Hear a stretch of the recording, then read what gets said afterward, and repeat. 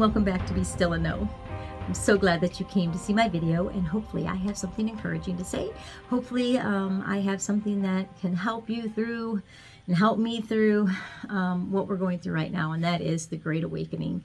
We are definitely going through an awakening. It's amazing when I look back at just a couple of years ago and the things I thought were important. Wow, it's completely changed.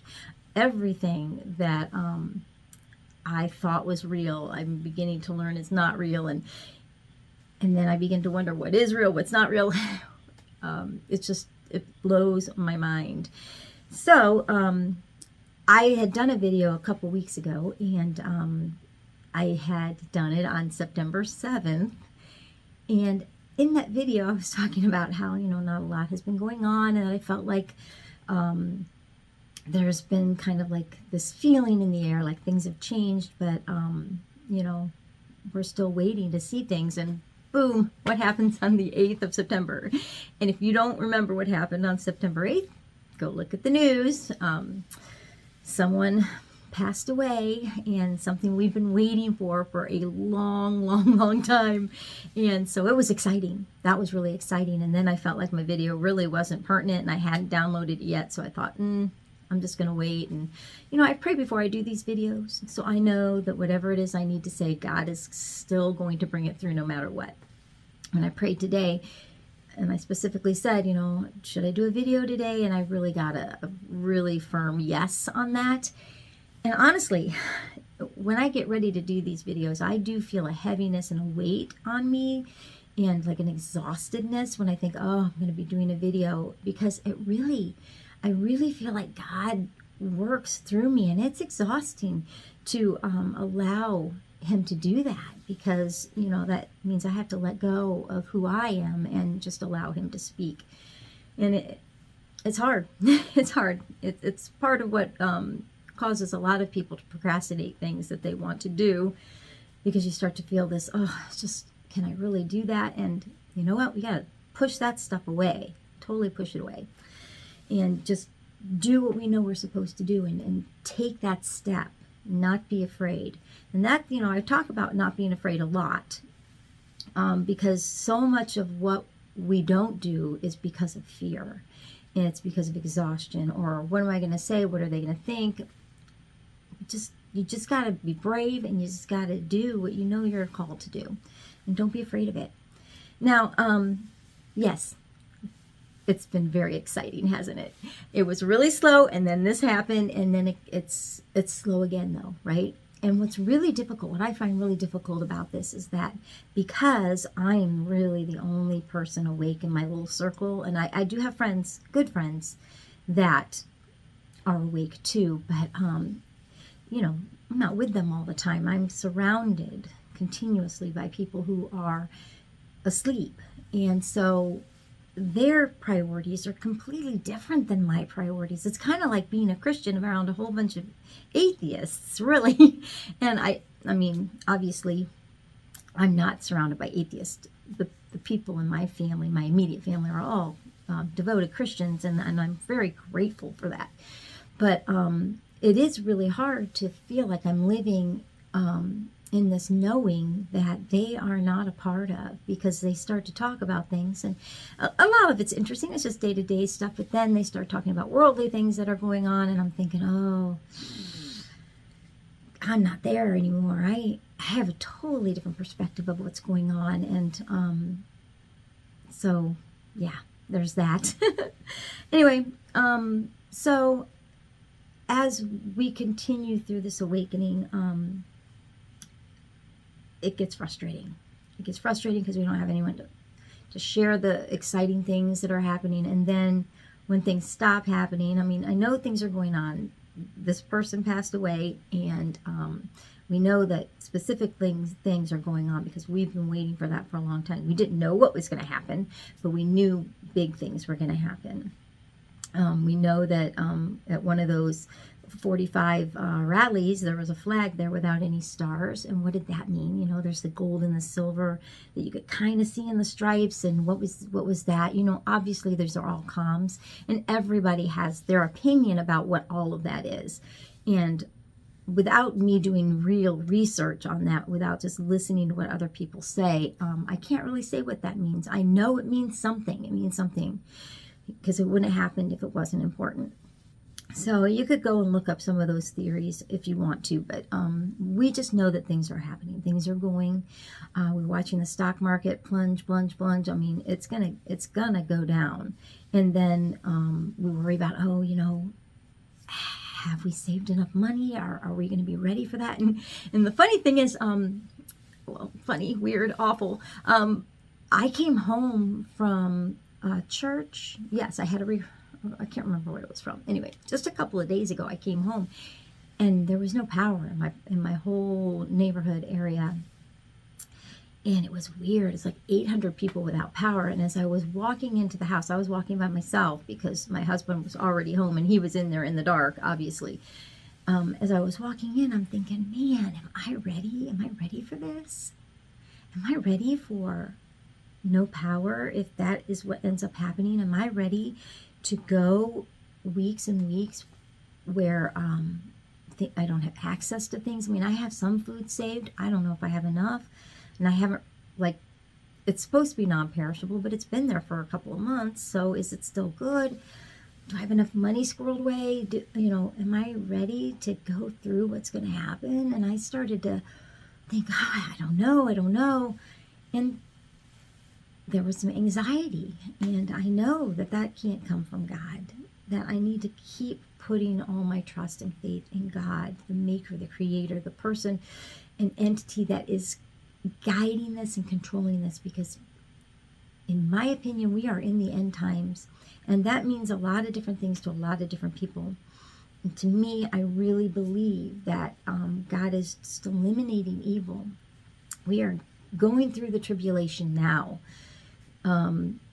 That things are going to be so much better on the other side of this. And I don't think we have years and years and years to wait. I think that once this starts, all these bad things start to come out, the sleepers are going to wake up, and it's going to be like a Band-Aid. It's just been torn off of them.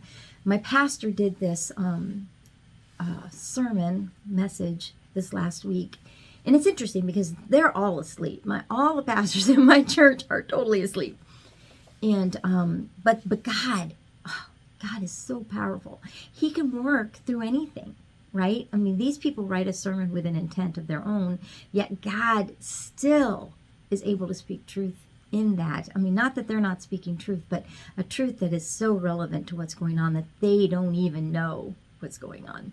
So anyway, he was talking about going from darkness to light, obviously. And I can't remember what the story was. Oh, Lazarus, raising Lazarus from the dead. Anyway, he turned all the lights off in the church, in the sanctuary area. It was really dark, and he talked about how, we have rods and cones in our eyes, and how, our eyes will sooner or later adjust to what little light there is, and things will get brighter and brighter. Well, excuse me. I should have water here. Anyway, then he said that it doesn't take very much light for our eyes to adjust. So in the darkness, we will always be drawn towards the light, and the light will always, no matter how much light there is, illuminate enough for us to be able to see, because, that's the way that God made our eyes. But if there is no darkness, no light in the darkness, if there's zero light in the darkness, you will never be able to see, because there is no light. And so what he was talking about was how that darkness then makes you feel disconnected. And then you begin to not be able to associate your arms, your legs, or your just being in where you are. You get completely lost. And that's what can happen in darkness. And I thought that was very interesting. I mean, take from that what you will. And then he turned the lights on, but he warned us. He said, okay, now we're going to turn the lights back on. But because of that, you're going to, you're going to have to get used to that. So he turned the lights on, warned us, said, if you want, you can close your eyes or whatever, and then slowly open your eyes. And then his point was, when the light comes on, it can be painful. And so his analogy to that was that when we are confronted with truth, from the darkness, it can be painful. And I went, yeah, absolutely. And so that's what the white hats are trying to help and ease us into, is this, not just the people who are completely asleep, but then us too, because the people that are completely asleep, the light is going to turn on and it is going to be painful. There is going to be pain. We are slowly opening our eyes, even as we are awake, to more and more every single time we dig deep and look into what's going on.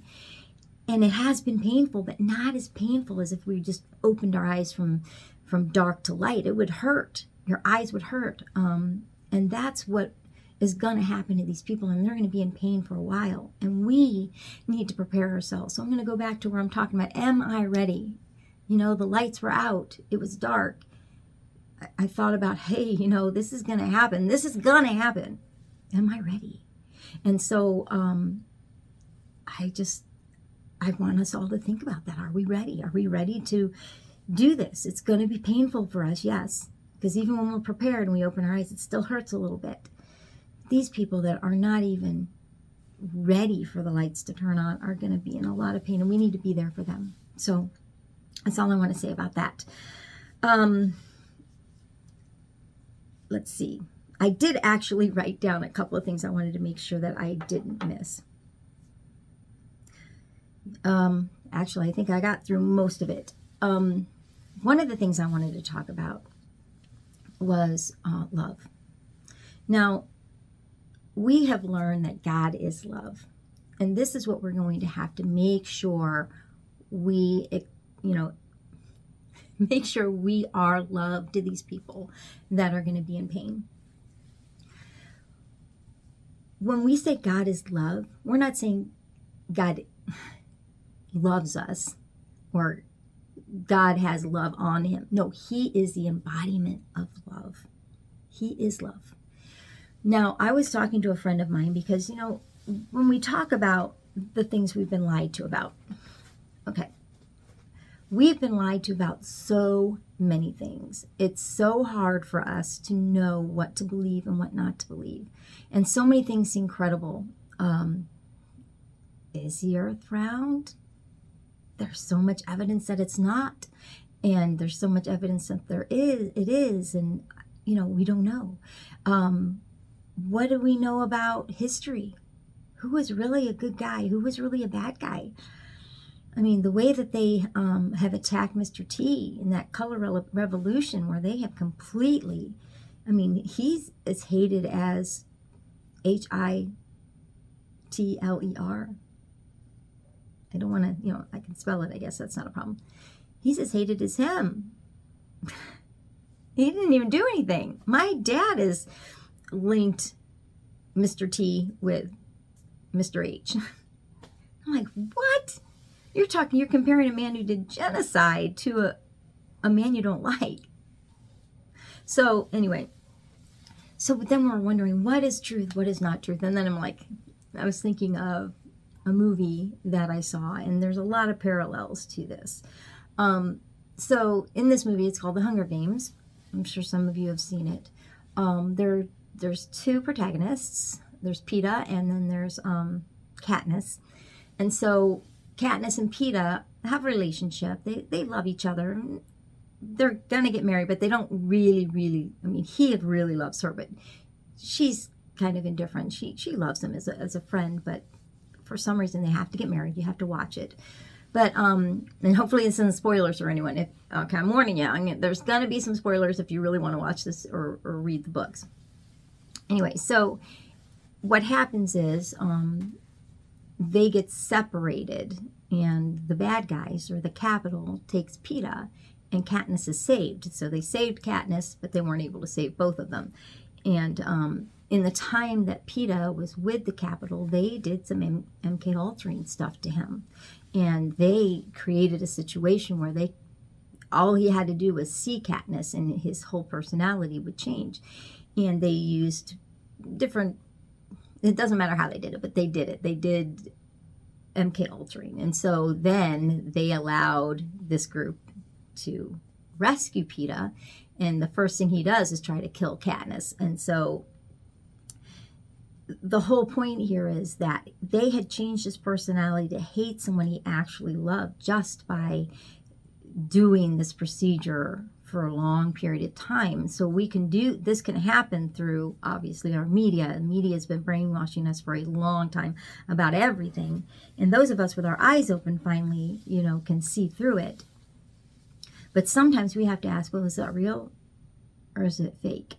So in this movie, when Peter realizes he's been altered and he realizes that he has this unreasonable hate towards Katniss, they get this little signal between them. And he says, real or not real. And she says, whether it's true or not, by saying real. Or if it's not true, she'd say not real. So he would be able to learn what was real and what wasn't because of all this brainwashing that had happened to him. Anyway, that's kind of like what I feel like. This was a movie. This is kind of what I feel like I'm going through, where I'm like, is this real or not real? And hopefully we can find a reliable person to say yes, no. But what's going to happen when God comes? Because like I said, this is the end times, when the truth is revealed. And I think, like I said, I think the white hats are doing it very, very slowly because of the pain that's going to happen even to those of us who are awake. When that happens, we're going to know the truth. We're going to know what is real and what's not real. And when we start to get real depressed, like right now, just in the last couple of days, I felt really frustrated and upset that I'm like, what is happening? When is it going to happen? When are my loved ones going to know what's going on? And I just try to remember that,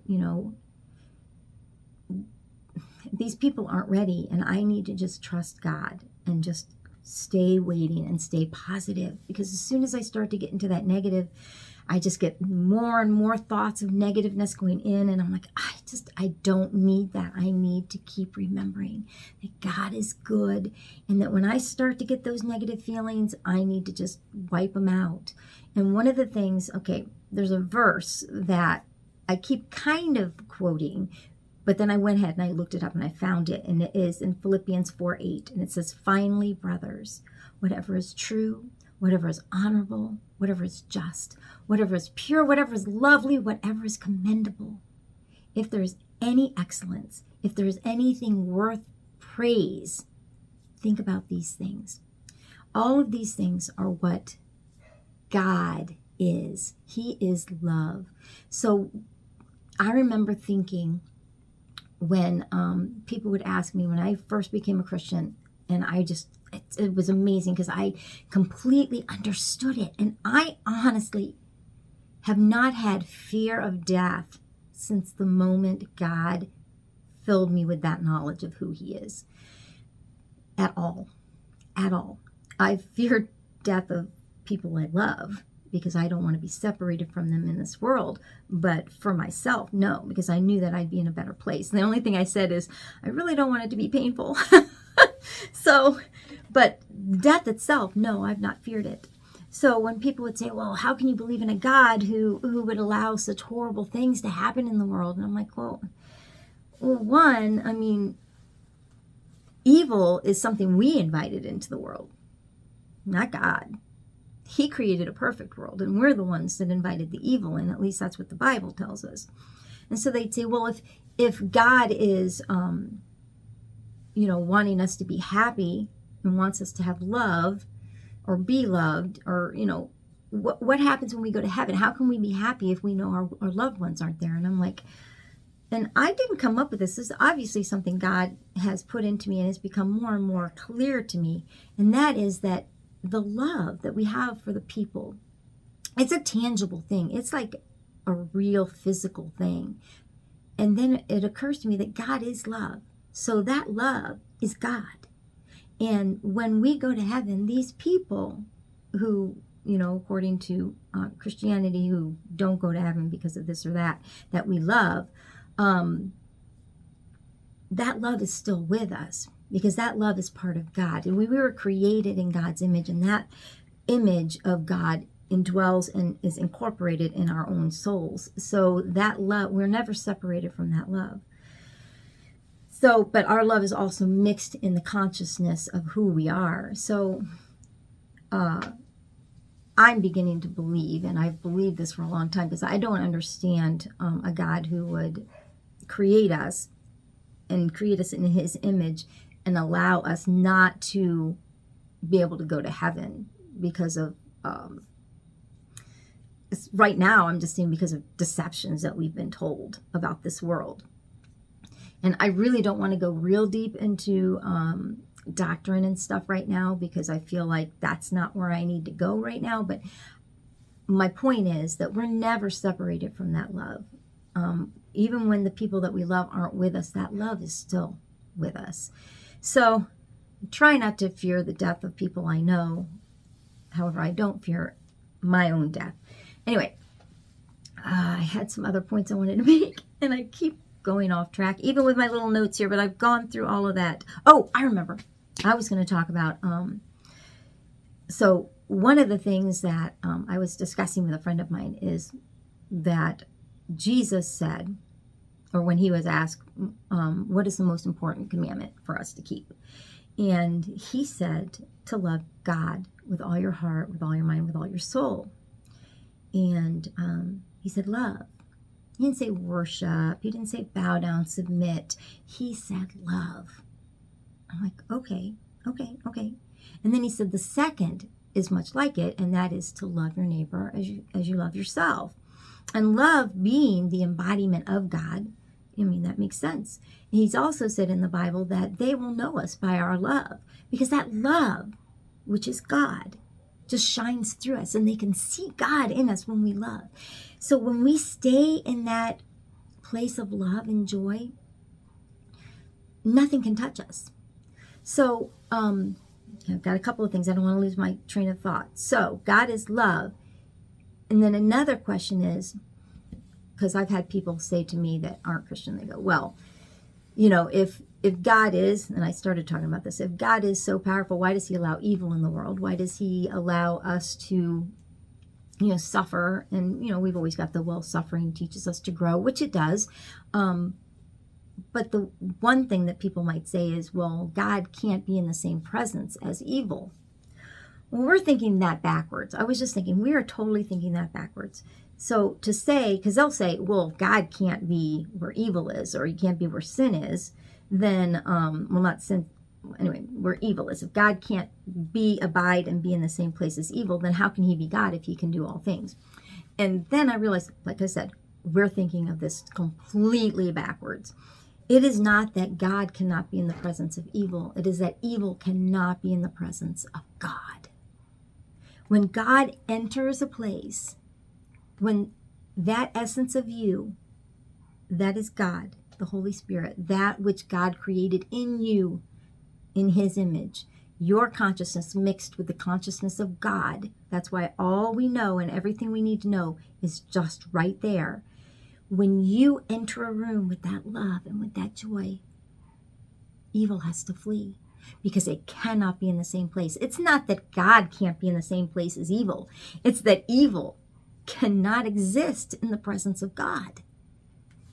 Evil and all those horrible things cannot exist in the presence of God.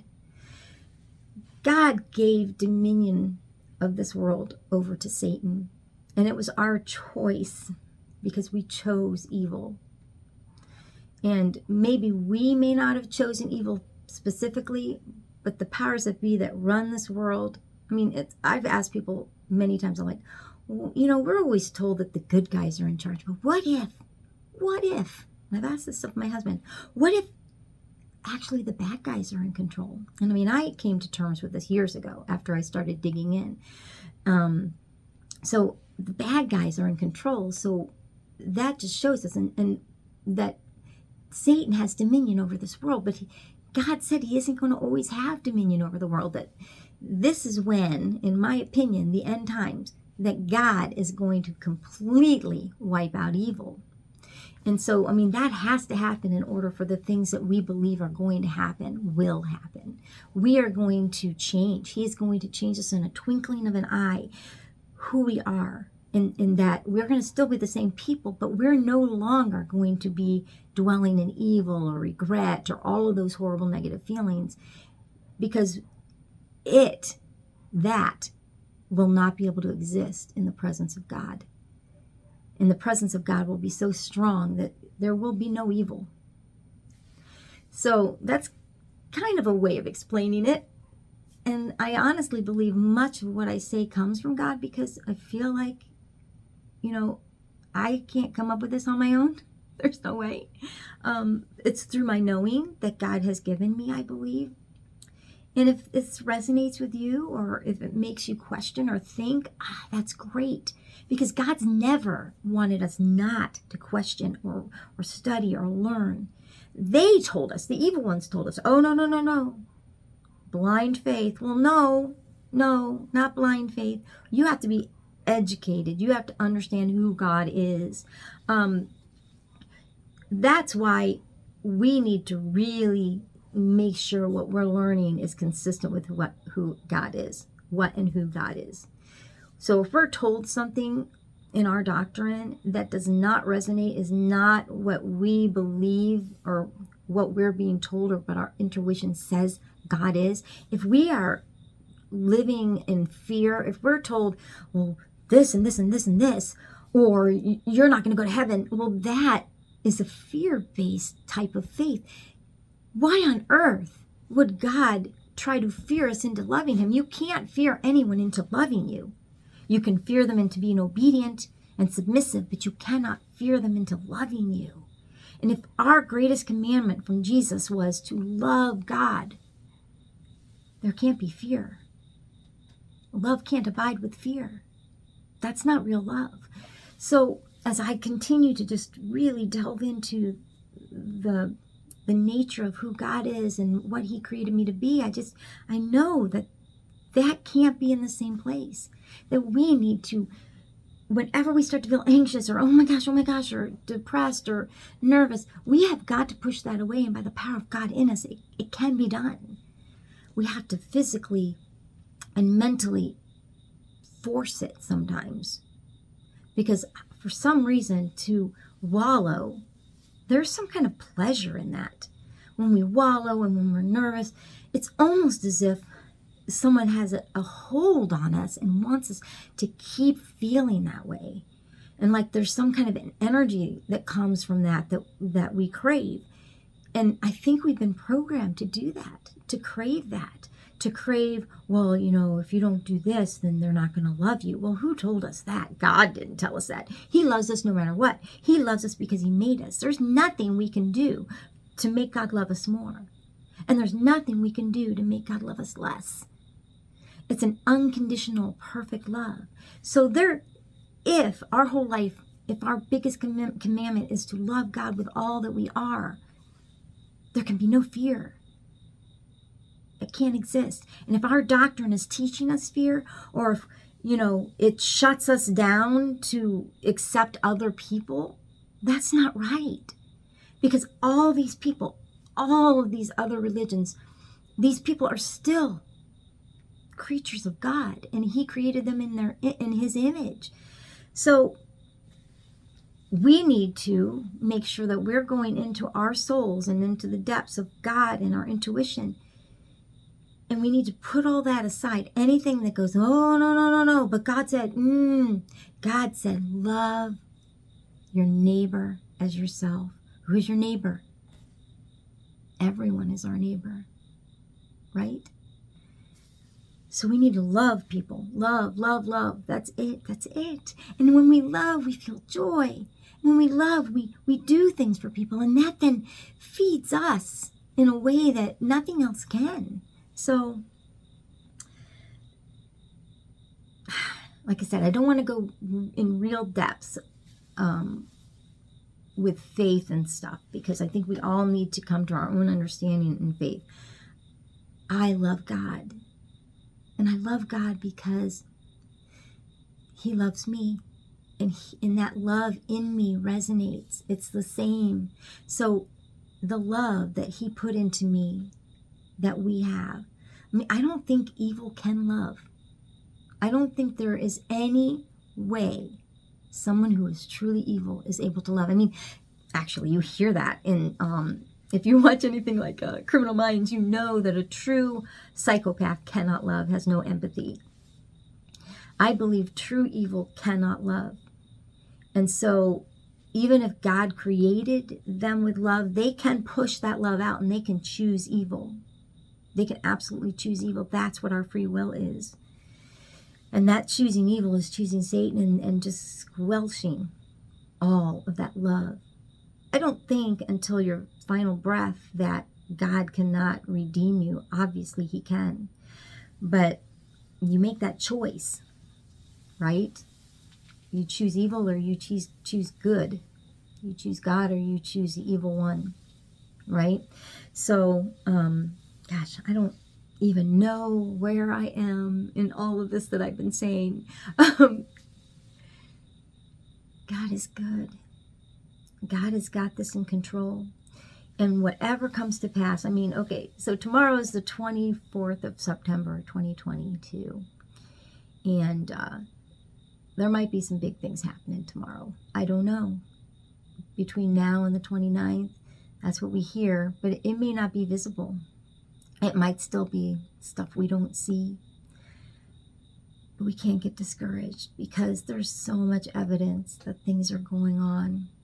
Did you hear when they're at the funeral, they said she's been lying in state for 4 years? Look it up. She's been lying in state for 4 years, and they didn't correct themselves. Nobody corrected them. No one said, oh, wait, that was a mistake. Because it wasn't a mistake. It wasn't a mistake. The mainstream media is slowly unconditioning or conditioning. They're doing the same thing that the deep bad guys did, but the other way, so that when this Band-Aid is pulled off, it isn't going to be as painful. When their eyes open from the dark to the light, it won't hurt as much. So that's my prayer. That's my prayer, is that it doesn't hurt really badly and that we are ready. We have to be ready. And we need to know it's going to be painful. We're going to be grieving too. But we need to grieve now as much as we can. Know that when this happens, that's when our big work is going to start. I mean, we feel like we're not doing anything right now. We're just watching and waiting, but we're not. We shouldn't be just sitting and watching and waiting. We need to continuously educate ourselves because so much is going to come out, and we need to be ready for these people too. So we've got to be prepared for ourselves, and we need to be prepared for these people that are going to be finding out the awful truth of what this world is, and then be excited about the things we've been hearing that are going to happen, the way this world is going to be. This is the end times, and evil is eliminated from this world. Can you imagine what it's going to be like? What's it going to be like? I can't even imagine. Anyway, I have talked long enough. I don't want these videos to be too long or you won't watch them. So I am going to end it there. God is love.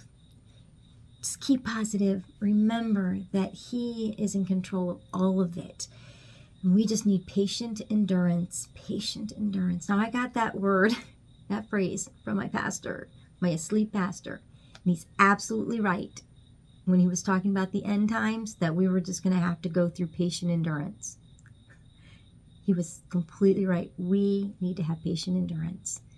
Endurance with patience. And just, I guess they keep saying, buckle up. Here it comes. Are you ready? By the grace of God, we are all ready, right? Amen. Have a great day. Bye.